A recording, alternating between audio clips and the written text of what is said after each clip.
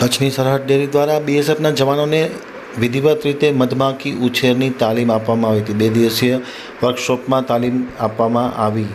સરહદ ડેરીના માધ્યમથી ભુજ બીએસએફના જવાનોએ મધ ઉછેર માટે તાલીમ લીધી હતી। રાષ્ટ્રીય મધમાખી ઉછેર અને મધ મિશનના નેજા હેઠળ વૈજ્ઞાનિક મધમાખી ઉછેરની 2 દિવસીય તાલીમ આજે હેડક્વાર્ટર 59 બટાલિયન બીએસએફ ભુજ ખાતે યોજાઈ હતી।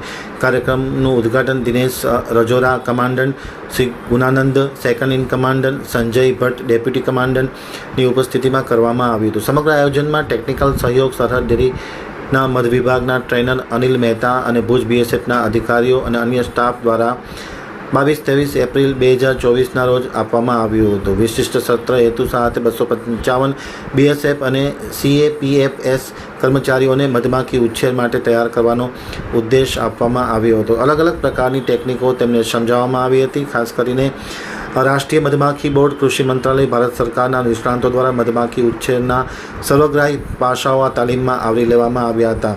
ખાસ કરીને ચેરમેન વલમજીભાઈ હુંબલનું સતત માર્ગદર્શન રહેવા પામ્યું છે।